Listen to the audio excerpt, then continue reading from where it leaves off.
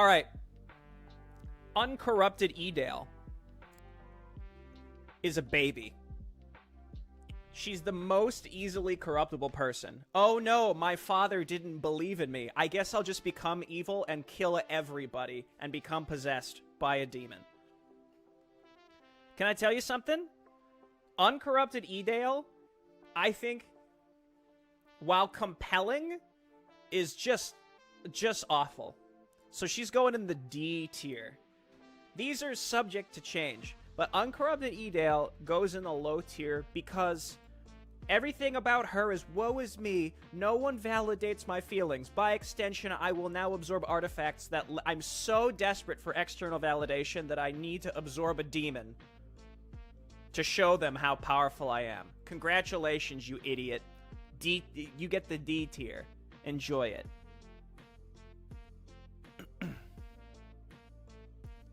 Corrupted Edale, on the other hand, way more confident, shares a mind palace with a demoness assassin. Hard to say because I think Lisara is her own character here. Corrupted Edale is still just sort of a pawn, but at least she can do like a Fire Nova spell.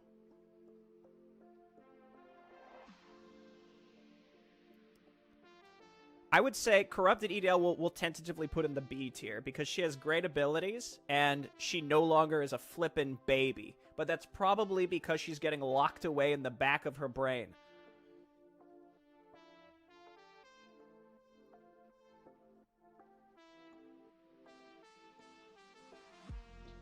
Amari? This is the easiest one of my entire life. Amari is sliced bread. Easy. She has tons of the more screen time a character has, the easier it is going to put them high because they have there's something compelling about them. She united the Orc clans against all odds. She was betrayed by her own family, managed to still become chieftain or chiefess or whatever the heck of a clan, and then subsequently reunites everyone, and then a bunch of other maligned people, turning one of the most close-minded factions and aggressive, violent factions in Arkain into potentially one of the most diverse and inclusive factions in Arkain, and by extension, one of the most successful. Easy sliced bread. Aerodon. This is tough. Because I think Aerodon is a grandiose narcissist. I think everything that we see from Aerodon's perspective is twisted, not necessarily in a malicious way, but it's just sort of a lie. And I purposefully don't like Aerodon that much, if only because he's a know-it-all, but he doesn't actually know it all. By extension, I think that makes him a good character. He's compelling.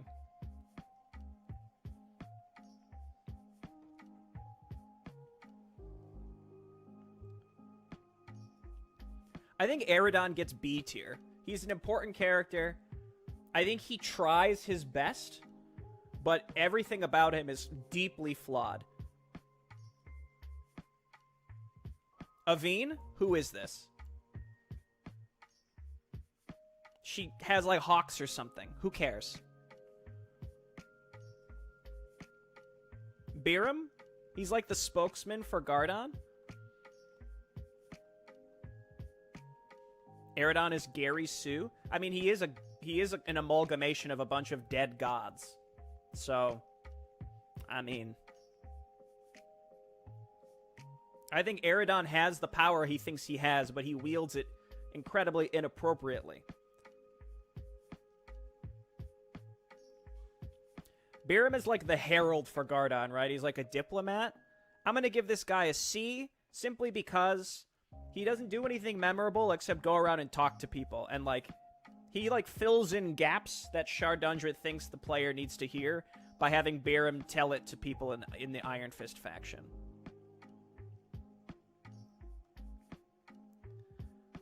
Blen Greymore? Can I tell you something? Blen Greymore was the very first main character from the first human book and was supposed to be like the protagonist and was by extension the most boring character possible. Blen Greymore honestly deserves to go in the who is this tier, even though we know who he is. But there is not a redeeming quality for Blen Greymore except we're supposed to assume he's like the good guy. But he's nothing. He's a blank slate.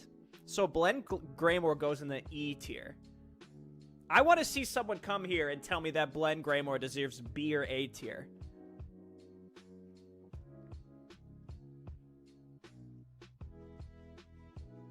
Bone Lords.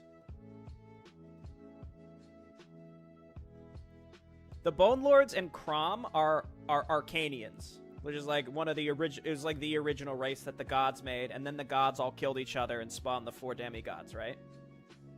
And so like these dudes are like super edgelords, and they think that they're super powerful, but they're just they're skeletons, and they get hit with a big cannon. I don't know what's going to happen in the true story. Either you shoot them with a giant cannon, if you're the human books, or you just outright murder them with, like, red dragons in the orc book. And then you never really get to use them in the second Undead book because Chardondrid didn't finish it.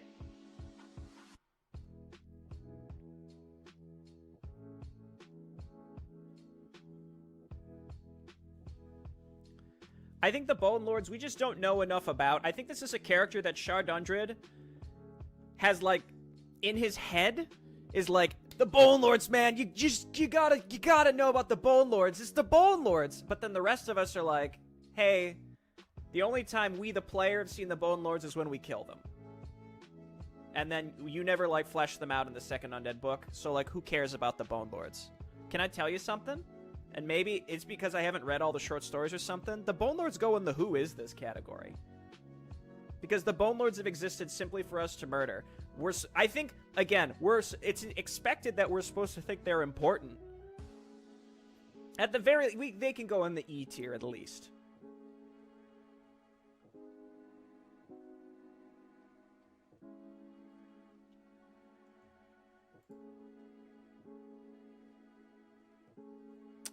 Oh yeah, this is not my playlist, but this is acceptable. I'll turn my playlist back on. My playlist ended, and it actually just went to my next thing. Hang on. I like the chillness of it here. We'll shuffle this around.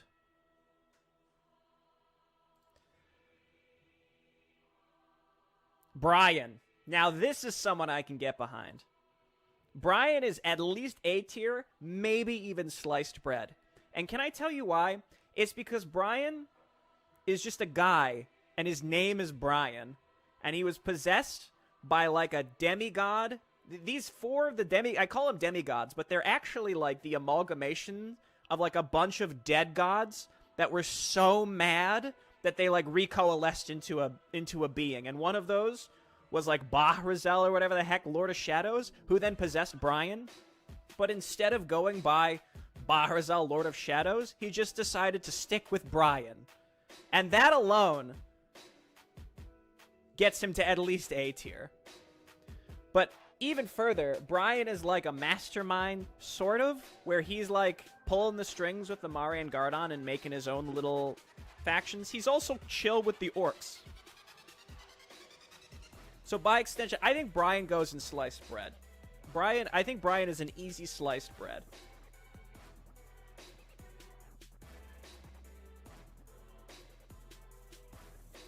Because he's also one of the only superpowers in Arkain, like the behind-the-scenes 4D chess maniacs, who seems to care at all about the actual inhabitants of the world. Aerodon seems like he might, but he doesn't actually. Aerodon only cares about himself and having control over everybody. And then he makes this facade of like, oh, I do it because there needs to be balance, as if that is... it's like a thought-terminating cliche. He says, there's got to be balance, but like, what does that mean? Does that mean like more people get to live? Does that improve the utility of everyone's lives that remain in Arkain? Nobody knows. He just says it's balance. It's a tautology. He just says it and just says like, well, because I say that it's balanced, you must assume that it's true. That's like a good thing. He has no prescription. Brochta. This is, Brochta is a, he's the leader of the ogres that you rescue with the red dragons, and then they come back, and he's just, I think a lot of these, we gotta speed our, look how many we got. We gotta speed our way through some of these smaller characters. Brochta gets a C. He's fine. He's cool with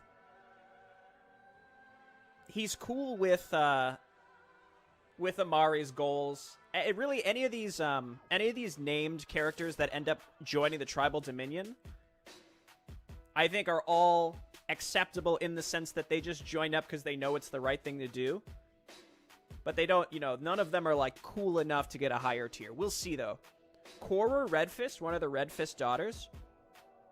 Can I tell you? I think Cora's cool because she can kill someone in order to gain one of the best abilities in the game. Cora the Explorer. Brochta is 2 guys. Technically, yes, yeah.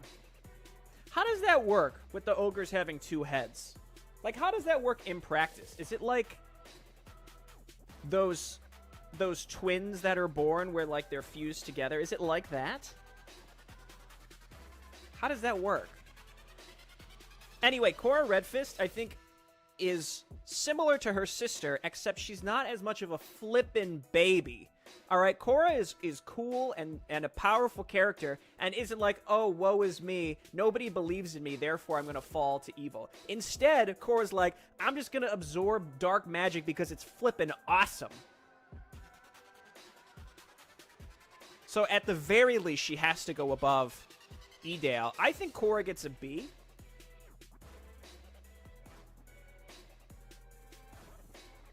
Claire. We don't really know enough about Claire, other than Merlon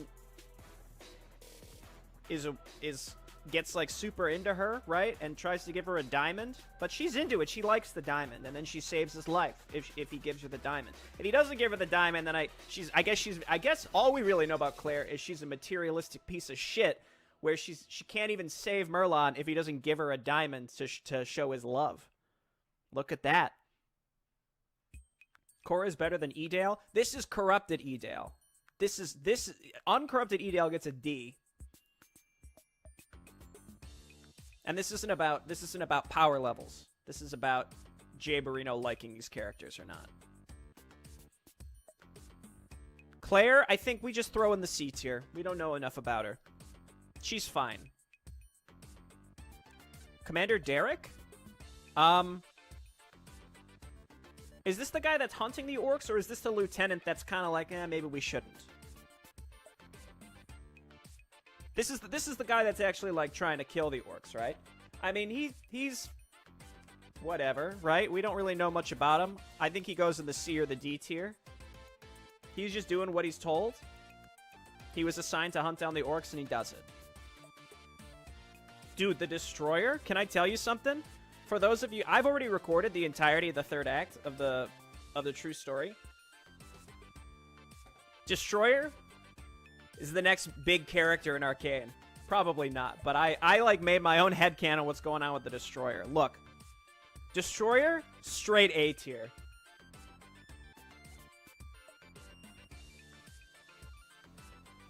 Destroyer gets A tier, and I'll tell you why.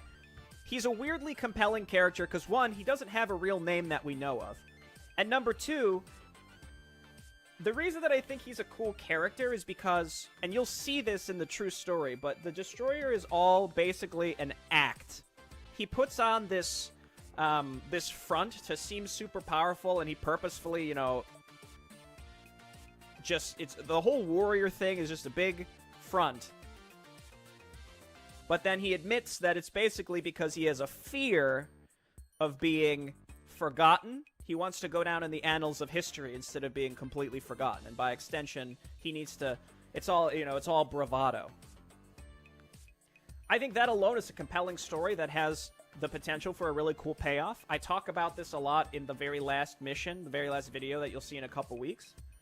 But But, like, the Destroyer is smarter than he lets on. Like, he purposefully makes him seem like a dumb brute, but is, in fact, pretty intelligent. And also, because in the original story, he dies in the one mission he's in, but now he's, like, been stretched forward into the future and, like, how he relates with the other Orc clans, I think, by extension, makes him deserve a higher tier. And again, he doesn't have a real name. He's just one of those characters that I find weirdly compelling, if only because it seems like the cliche would be that he's a throwaway brute character, but in fact, actually, there's, like, depth to him. So I think he goes high on the list. My goal is to meme this character into the forefront. I'm gonna bully Shar into being like, look, everybody's loving the Destroyer. You can't just throw him away. You can't have him die on the front line like he claims to want, right? He admitted that he's got this deep-seated fear. He's being honest with his emotions. You got so much room to take this character places, okay? You can't just throw him away.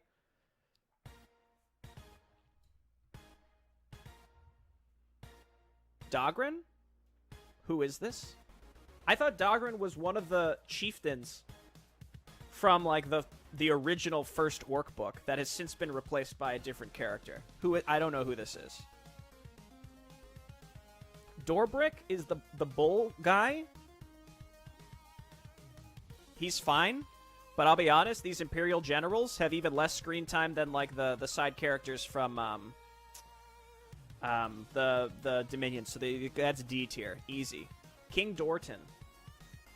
This guy can't tell which way the wind's blowing, but he also is just sort of the victim of the changing tides of the world.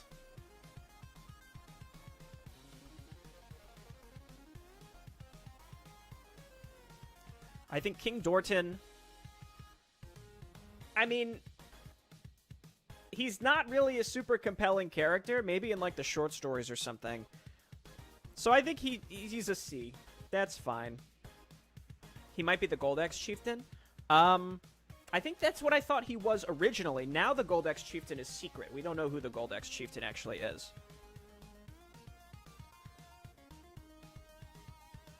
I think Ebyra gets A tier. I don't even have to really even think about it, but I think Ebyra's straight A tier because she is one of the few, if not the only, demoness or demon character that seems to actually have some idea of how to play the geopolitical game.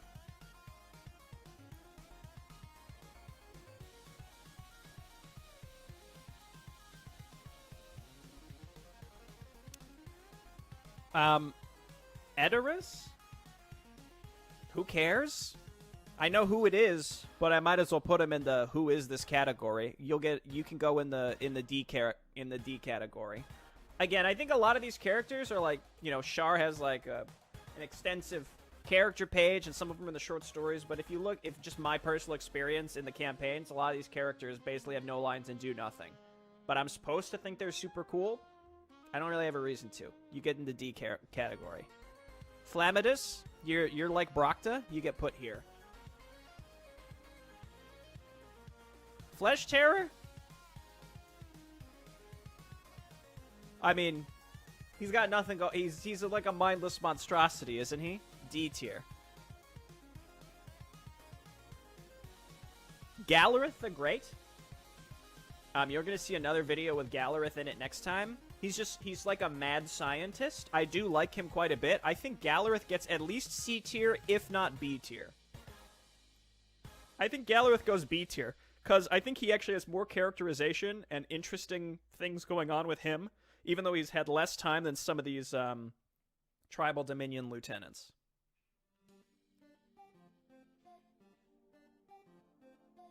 Goldax Chieftain is Largoth, naturally. I mean, it's supposed to purposefully be a secret. I think it's probably the Dreadlord with a monocle.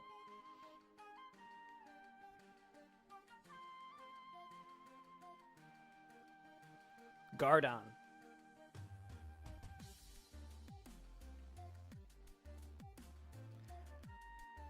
Gardon's a tough one because Gardon has maybe the most lines of, like, any character. He's also very myopic. He's very singular in what he's doing. I think he's great, if only because he drives the plot so strongly. So I think Gardon at least goes into A. I don't know if he deserves sliced bread, but I think Gardon goes in A for now. Gardon is who is this?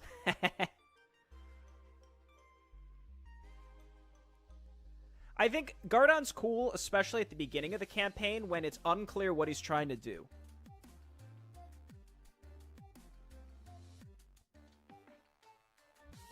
Genethys? Can I hit you with something? He sucks, but like Genethys came back from the first Void War and just straight up lied. He's like, hey, we kind of won, but not really, but like we sort of won, and everyone just believed him. That's some Sigma shit. Genethys goes in the B tier.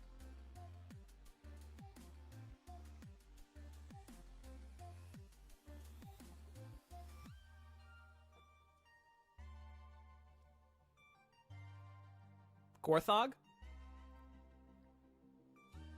Sort of a who is this? I have a general idea of who Gorthog is, but I think he just goes in D, C or D. It's one of those characters where, like, I think we're supposed to think he's really interesting and cool, but we don't know anything about him, really. So, unless you read the whole... I guess I could open up the character list, but I'm thinking about how these characters all relate to each other.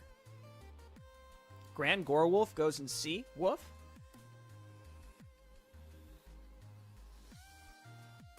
Grella is C. Groffsag. I think Groffsag is a legit A or B character. Groffsag, he's always been there, and he's just been consistently great. I like how he kind of gets in touch with the earth element stuff and allows you to build the rock elementals as time goes on. So I think Groffsag goes in the B or even the A tier. I'd go so far as to say Groffsag deserves an A, if only because he's so pivotal. He's pretty interesting, and Groffsag maybe is a little too good at always picking the right side, if that makes sense. Groffsag he always knows what to do, and he seems to always know the right way to go. Harantel Kazor, Nerubian that we killed and raised. I feel like I don't really know enough about him. He's sort of mindless and follows Aerodon. You go in the C tier. At the very least, I feel a little more connected to Harantel Kazor than Edoris or Flesh Terror or any of these others. Harmos? Dude is obsessed with fire and just burning everything. You know your boy's into that.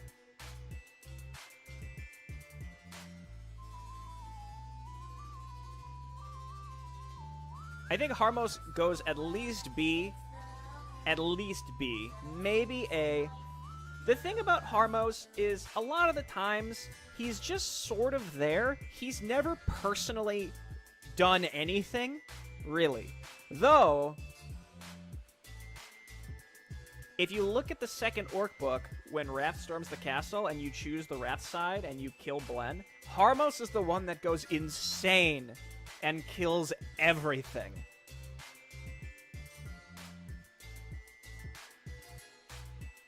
So you know what? Harmos gets an A. I think Harmos gets an A for that reason, at least.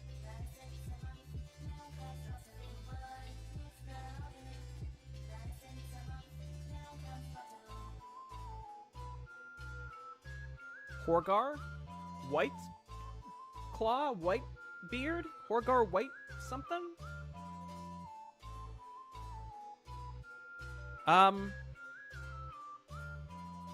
Joins the Golden Guard. He's like a Dwarven paladin, right? I don't really have strong feelings about any of the dwarves, to be honest. Except maybe Zarin. I think Horgar's gonna go C or D tier. We'll put him in the D tier. Hortnog is a strong A. Hortnog just seems happy.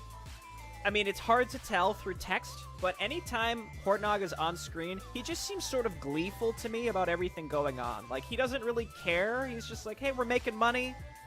Hey, I get to talk to Vanessa. That's my girl. You know? He just seems chill. I like Hortnog.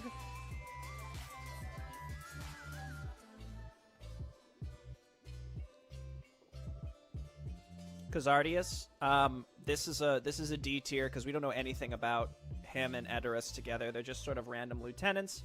Kazardius is he was like the lead general from the original Juainor. He gets a little characterization in an upcoming mission, but not enough. Again, similar to Edoras. It's just, you know, they're just goons. They're minions. That's how I see them, at least. Like, at least the Imperial generals have something that they're meant to be doing. That, it's hard for me to articulate, but I just see the difference between Cora versus, like, Kazardius. Kazardius is just a goon, an Aerodon goon. Whereas Cora, I wouldn't characterize as, like, a Gardon goon.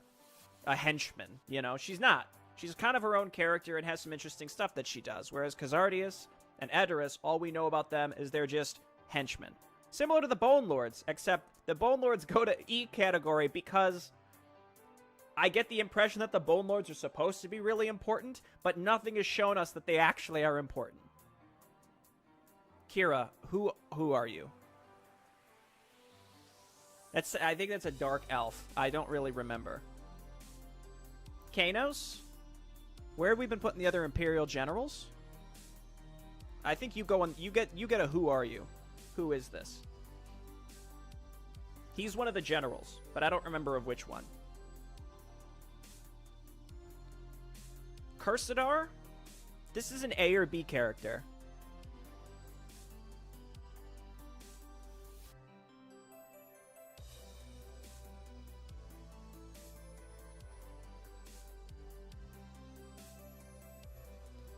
Cursadar is an A or B character. Hard for me to pick. I think he gets at least B.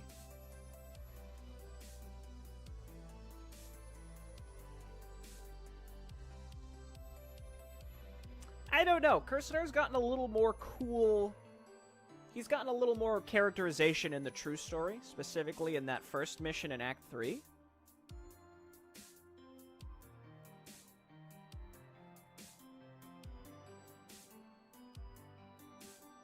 I think a B tier for Cursadar is fine. He's on the cusp, but I'm trying to think of something that would really kick him up to A, and there's nothing. I can't think of anything. Krom at least is cooler than the Bone Lords. He's an Arcanian.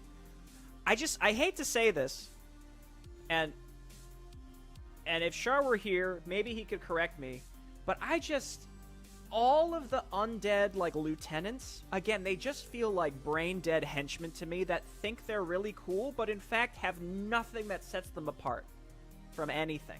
Rahan and Safira are the two interesting ones.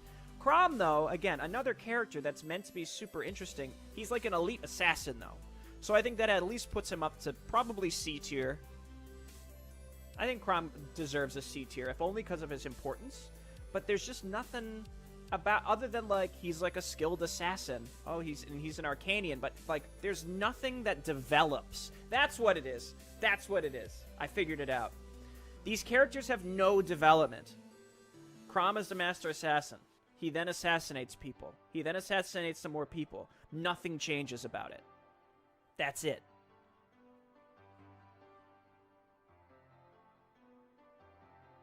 Krom has crack. What else do you need? That's a good point. Krom is the mastermind behind everything. We have to figure out how to make Krom work, because he's a funnier character than we've ever had before. We're getting there. Largoth. Honestly, Largoth, even thinking about where to put you is a waste of time. You're wasting my time. So, don't even speak to me. I'll be honest, I would put Largoth in sliced bread, except I think he's just annoying. He's just kind of annoying. So he goes in A tier. But I think, again, he's just sort of annoying. If you can't tell, The trend here is if I think a character is presented as seeming way too cool than they actually deserve, then they go down in rank. That's what it is. The Undead are quite stagnant faction. I guess, but and that's probably Aerodon's fault, yeah. It's because Aerodon is a one-track myopic mind and thinks he knows what's best, so he tasks his minions to do a thing, and they just believe him, and they never change. I think what would make the Undead faction way more compelling is if there was at least one flippin' character that doubted him. At least a little bit. But they all just do what he says, never question it, and by extension never have any development at all. The reason that the orcs and the humans are way more compelling is because there's some sort of internal strife going on at all times. And then there's a payoff when it resolves. The Undead don't have that. There's no payoff for their faction. At the same time, maybe it's best that it's not all the same. If the Undead then would end up too similar to the other two factions. I think the Undead exist as they exist. They're not as likable as characters, but I think they exist as a faction for a purpose, and I'm glad that it is the way it is, because I agree with that.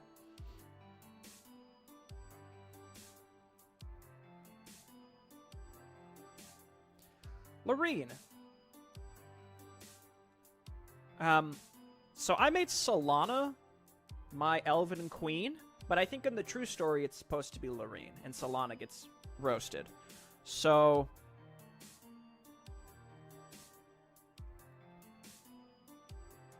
this is weird, because the part of me would put Laureen in like a C tier, because again, she's like a Gardon henchman for the most part, but I think we put her in B, if only because she's supposed to be really important, but that's not how my second human book played out.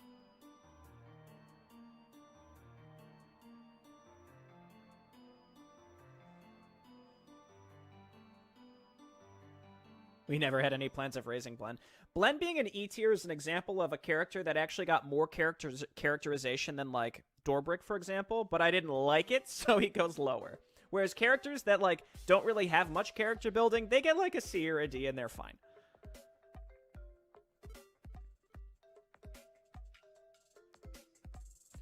Lyric?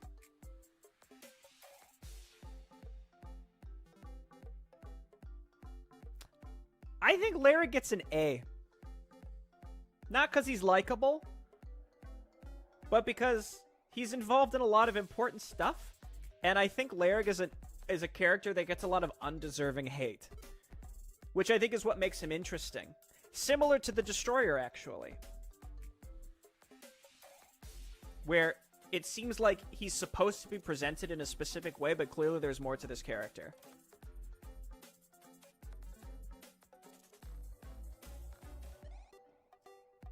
War crimes go burr. Yeah. I mean, a lot of these Imperial generals, they, It's similar.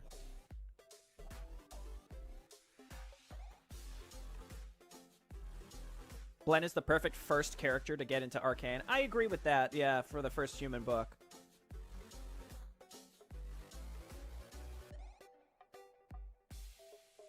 Lisara, I think, is at least A, along with Ebyra. I would go so far as to put Lisara in sliced bread.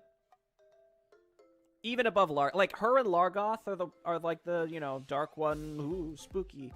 But, like, she takes this stupid, dumb, young woman who doesn't know what she wants and is super self-conscious and, by extension, lets herself get possessed by a demon, and it couldn't have been more obvious, and Salamar was too nice about it instead of being like, are you an idiot?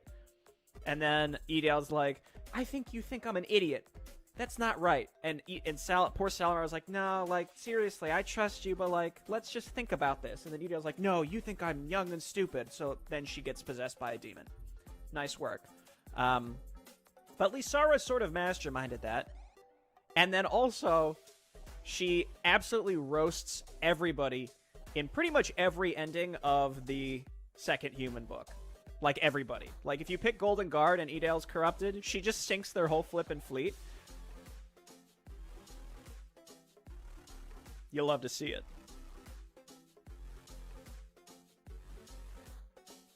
No, Ebyra's the one that makes a deal with Gardon. In fact, I'd even consider doing something like this. In fact, that's how we're going to go. Ebyra is sliced bread. Lisara gets an A. Why is Sir Bubblerino not on the list is a great question, Alexander, and I challenge Shar when he returns to answer this. This is possibly the most important question. Lokar the Crusher. My first thought is Lokar would get a C.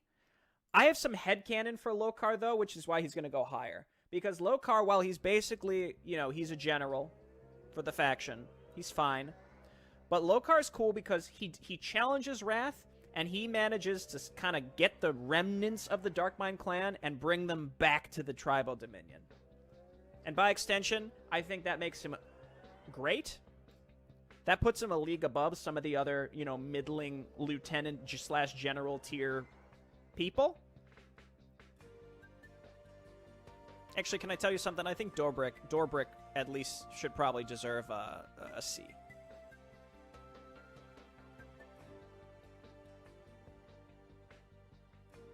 Lokar is pretty chill, too. Exactly.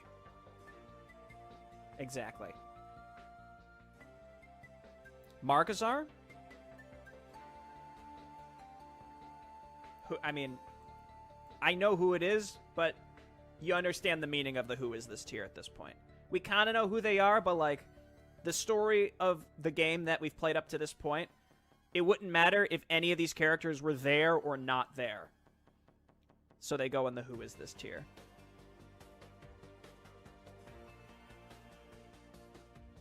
Sir Marin? This man? He...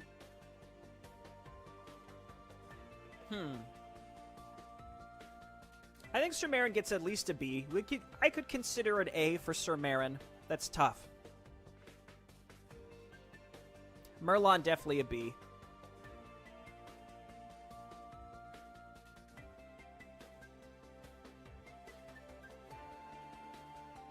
Maya, join your undead lieutenants down here. Morden, join your undead lieutenants down here. This Morden may as well go in who is this.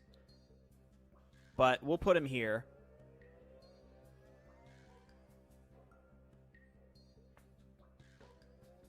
Okri is C tier.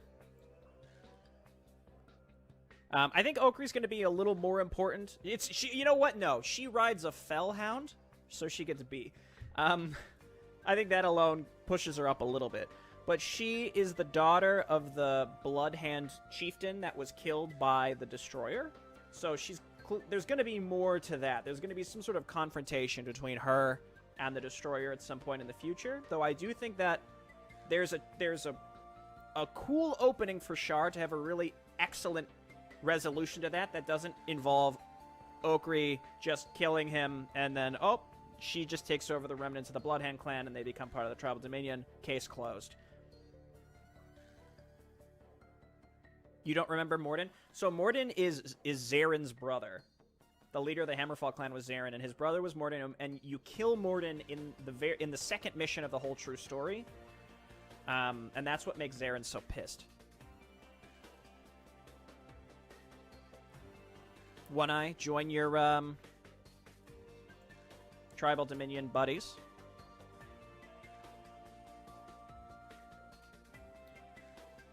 Organ? For the sake of this, should probably just go in who is this.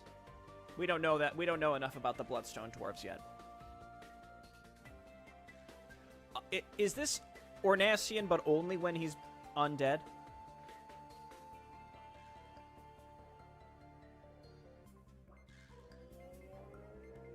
I think Ornacian probably goes in the B tier. He's sort of a useful idiot for Cursadar, and then gets betrayed, but then he's just, really mad about it. So, it's similar to the Destroyer in a way. It's like a situation where you see the character as just a stupid brute, but then manages to, Shar then takes that character and molds it into something cool and interesting to continue their story, as opposed to, you're a useful idiot, goodbye, and then that's the end. Instead, Ornacian's made undead, and it becomes much more interesting what happens with him.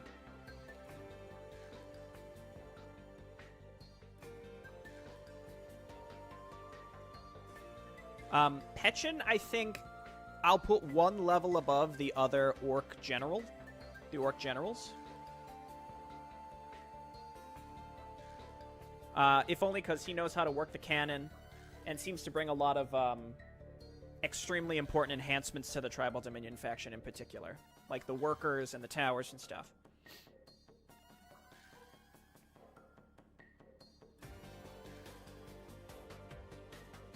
Pentas? Is this the woman we kill? Or is this the woman that is on our side? It's Pentas and Quirinus. I don't even remember. Unfortunately, the undead elves just don't have enough.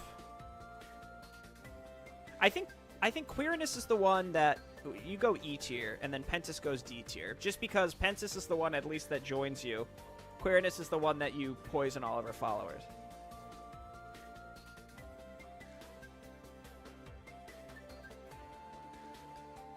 Sir Praxius?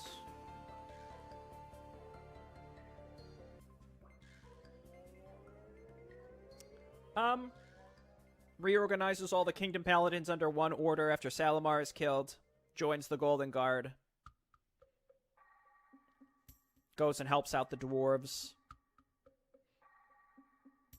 I think you're a D tier, honestly. I think Praxius and Horgar exist simply to give the Golden Guard faction some lieutenants. That's it. That's why they're there.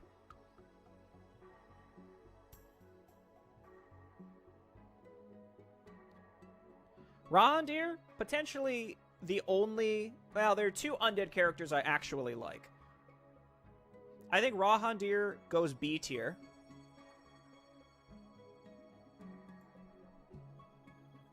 And let's just skip ahead. Safira, I think, gets A tier.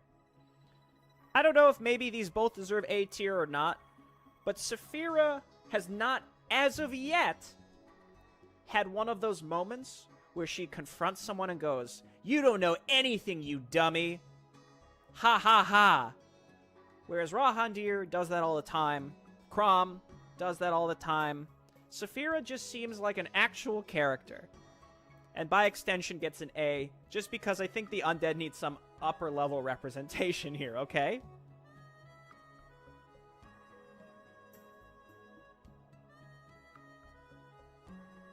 Ramirez, who are you? Just another human general? Get added to this silly group? Rangool. Tough pick. Tough pick. He does unite the orc clans. He dreams big. But they're also pretty bad. They're stupid. Stupid dreams. Because, by all intents and purposes, there's no way... He should know. There's literally no way he can win. And this is actually said in the final mission in Act 3, where I think the Destroyer is the one that tells him, like, look, our ancestors came here at a higher power level centuries ago, and were killed. They lost. You are coming here weaker. Somehow you think you can win, even though our enemies are stronger now. You know? So does that make him an A? I don't think so. I think Rangool gets a B. In fact, as time goes on, I almost consider Rangool on like a Blen tier of like, it's a blank slate. He's just a blank slate. At the very least, he's got some characterization with Vanessa and the other orc chieftains. It's interesting, whereas Blen, he's just sort of there to be a character that you play as, but doesn't really... Okay, I'm rolling back a little bit on Blen. Blen at least talks to the new generals now. Like, he's got a relationship with Zoya. There's something there.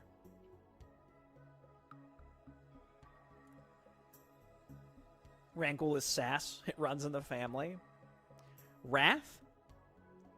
Look, the thing about Rath, he's dumb, but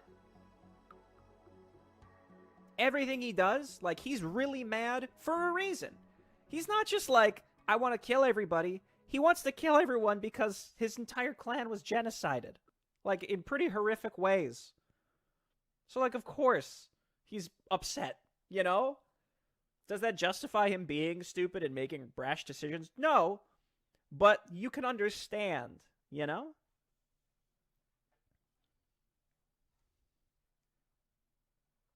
This is difficult.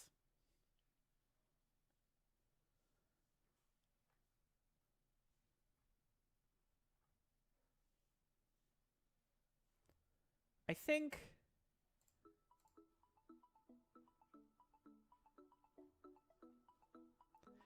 I would give Rath at least a B. B or C? I think we give Rath a C. That's a tough one. That's a tough one for me.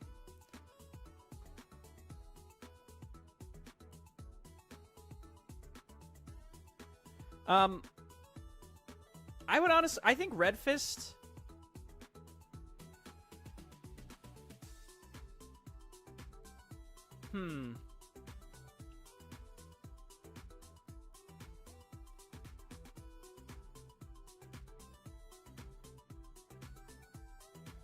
Redfist is, again, very myopic. There's like a war against demons going on, and he has like one of the strongest human factions and chooses to hunt orcs instead. You know?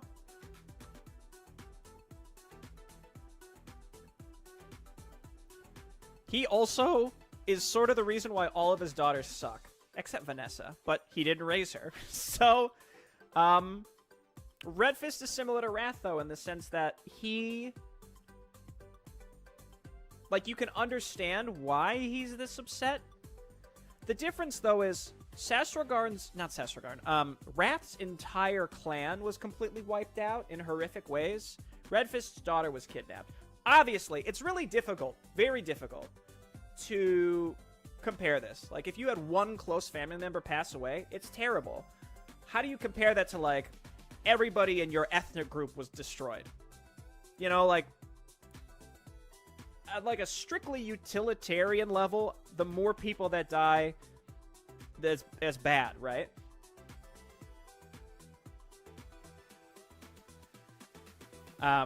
But I still understand, like, he's mad because his daughter was taken away. I feel like Redfist is either S or E. There's no middle ground. Dude, yes, you've captured my thoughts exactly. I was actually thinking of putting Redfist in E.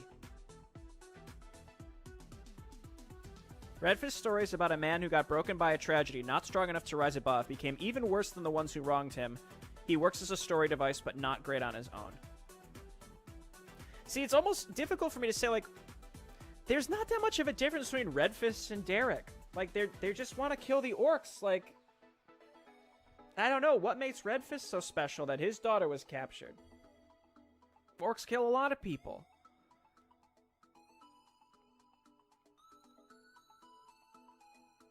Wasn't Edale's memory of Redfist corrupted by Ebyra? I think you mean Lisara, but was he was actually a good father?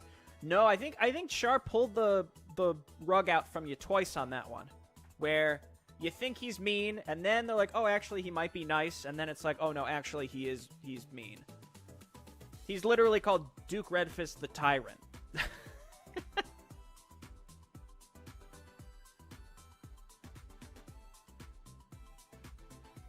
Look, I'm sorry. Maybe, you know what? Write your essays about this one. Redfist goes in E.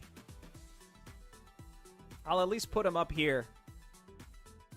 It's kind of like the Bone... It's like my opinion on the Bone Lords. They're clearly, like, important characters, but there's just not enough going on there where I think that they deserve the type of air that they're in the story for.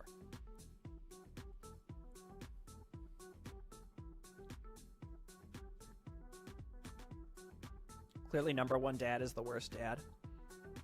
He's a good villain, though, so maybe that should place him higher. I don't know. I'll re-review this once we get everyone up on the board.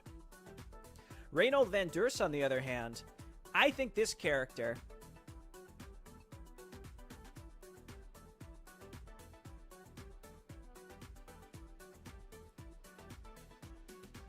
You're going to hate me for this, but I'm putting Reynold Van Durst as an A. At least. I'd almost go so far as to put him in sliced bread.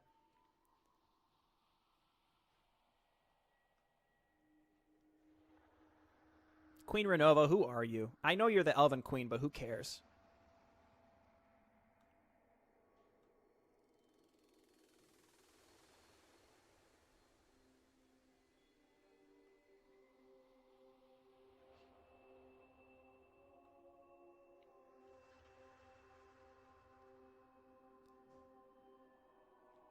Retka? He leads a rebellion?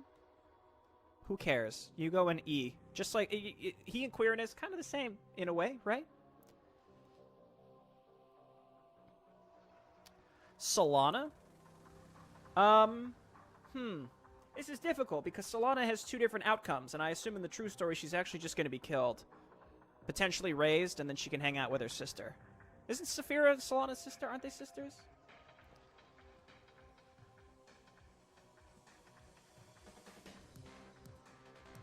I think Solana... I mean... She's a B or a C. I think we put her in B to be consistent. She's like a Petchin in that way. Reynold Van Based. Who's Reynold again? Reynold Van Durs? He's the leader of the Golden Guard. Salamar. He's not in the story for very long. This is difficult, because Salamar, I think, is actually very intelligent in the sense that he sees Edale's fears and tries to placate them, but she's so fucked up that she, like, second-guesses him anyway. Like, Edale's all about, like, how could you possibly not, you know, how could you think I'm this weak? And Salamar's like, I don't think you're weak. I actually trust you quite a bit, but on this specific thing, why don't we just wait? I'm not saying that you can't do it. I'm not ordering you to not do it. All I'm saying is just wait. And she still is like, no! You don't trust me at all! And then she absorbs demon artifacts and then gets possessed. So... And then he gets unceremoniously killed by Largoth, and there's really nothing he can do about it. So...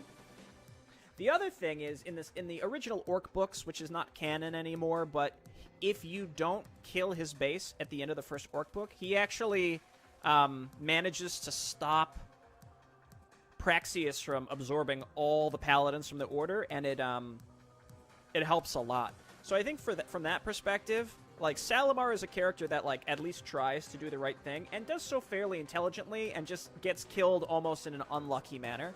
So I would put him in a B.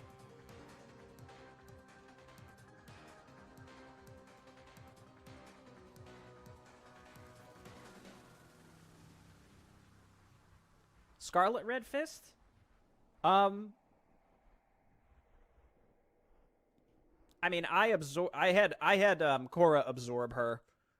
So, from my perspective, she's sort of a who is this? But I'll put her in the D. I'll put her in the D category. Cellier Cleavehand.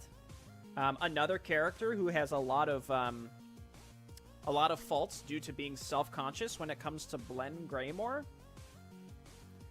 Due to really no fault of his own, he gets mind-fucked. Thank you, Chenla. Do you enjoy this channel and want to support Jay Barino? Then consider with just the $1 or $5 membership a month. I'd appreciate it. Cellier Cleavehand goes into the E category. He's a dummy, but it's not really his fault, but, like, it doesn't matter, you know? Thanok, Black Dragon in Secret. He's a Gardon goon. He goes in the C tier.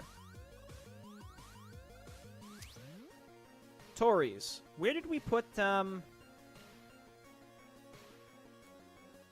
do we put Dorton? Dorton's the C tier? I'm changing this. Dorton goes in D tier, and Tories goes in the C tier instead. Yeah. I feel better about that. Vale, deposed princess. Well, she wasn't deposed. She's the heiress of a deposed lineage.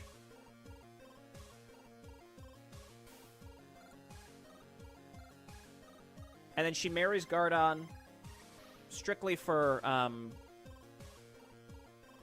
bloodline dynasty purposes, dynastic purposes, and then Gardon fucks around with Laureen instead anyway.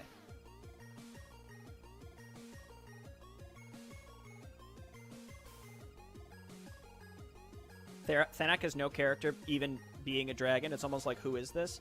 That's kind of how I feel, though, about the characters that I have in the C tier, though. They exist as, like, middling lieutenants. They get some screen time, they have some motivations, but they're not just, like, complete blank slates. They have something that they're contributing. And I think you could probably say the same about some of these undead lieutenant people, but I think that they're just a victim of the second Undead book not ever being finished, and us not really being exposed to them enough in the true story yet. So, oh well, that's where they go. Vale is probably a C or a B. I mean, hey, someone stole my throne. Okay, I'll help you get it back. Okay. That's Vale. That's it. I mean, that's all it is.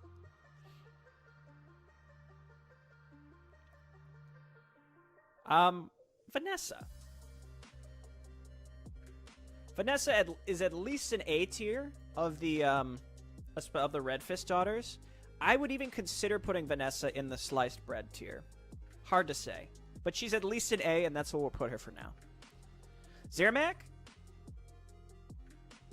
Zermac, at least a B. Maybe an A. We'll consider it. Zarin Hammerfall, the only character that is... the only Dwarven character that I think matters.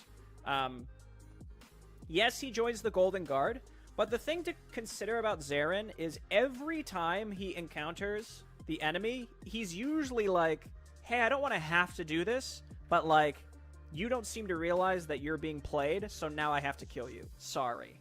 So like, Zarin seems like a character similar to like Salamar, who seems to know what is right, and tries at least to align himself with the side that is going along with that as best he can. So I think Zarin goes at least to B, and maybe is even A tier. In fact, I'll put him in A tier. And then Zoya, I mean, whatever. Zoya seems to have some cool schemes going on. Like, she's like brainwashing orcs to be spies. I think that's for her. I think that's cool.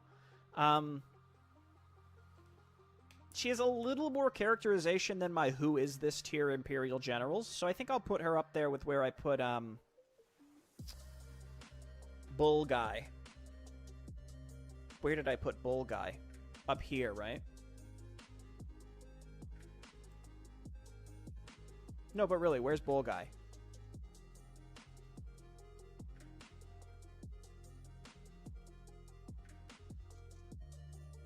Oh, Dorbrick. There we go. It's because it's not in order anymore.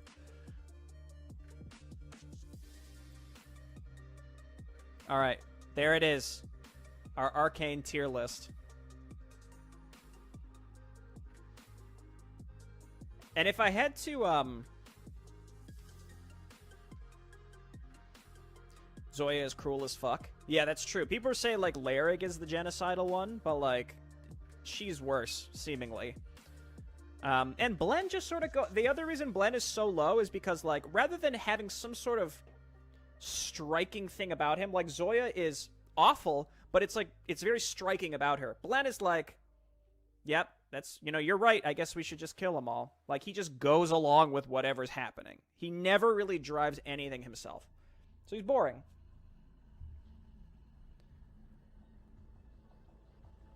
Okay, tell me. What do you take umbrage with the most? What do you have the biggest issue with on my list? Does anyone deserve to go from A to sliced bread?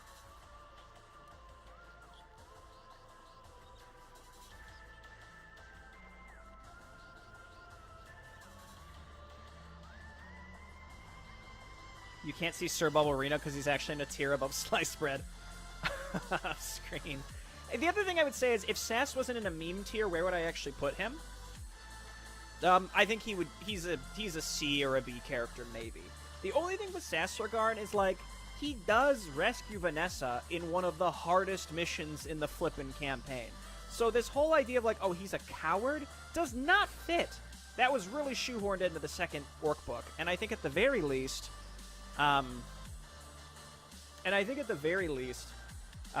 he I think what Shar is doing instead is he's not going to go the coward route. It's just going to be the he betrayed Amari route. I think that's what's going to lead to it. But I wonder if Sesargarn will be killed as crappily as he was originally. I don't know.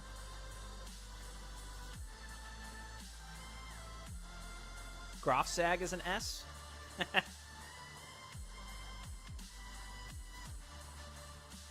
You'd move Vanessa up? I was waffling between Vanessa, between S and A.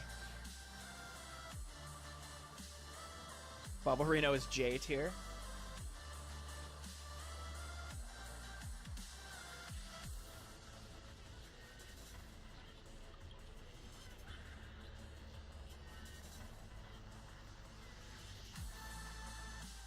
I think the two that... If Shar is going to be unhappy with anything on this list, I think he's going to be unhappy with Redfist and the Bone Lords being so low. But that's how it be sometimes. Is there a reason I put Gorthog here and not up with, like, the other tribal dominion leaders? I think it's just because we haven't had enough time with him. As compared to at least some of these other ones where we've had more than one mission with.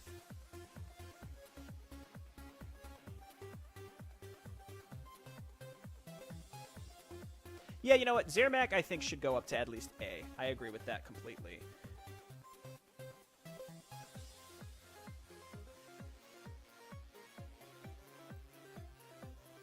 Van Durst deserves S tier. Coming from an account named Inquisitor. You love to see it. You know, the thing about Reynold is that he actually does try, and Gardon is the one that's like, no, fuck you, it's too far gone.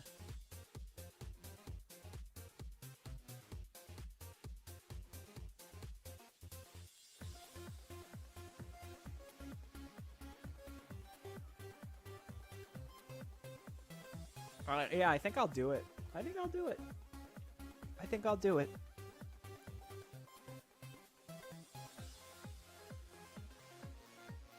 I think my only disagreement is Cora being so high. She kind of felt like a stand-in for players who didn't corrupt Edale in the first book. That's a great point. I think her story is just like a better Edale, though, at the same time. And she gets one of the best abilities in the game.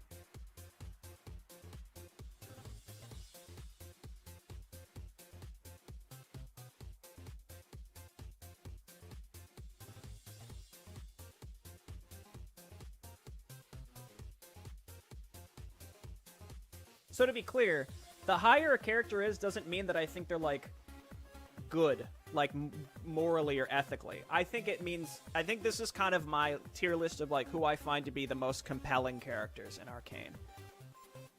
And I think this is pretty reasonable. I think this is a pretty good list. I think this turned out pretty good.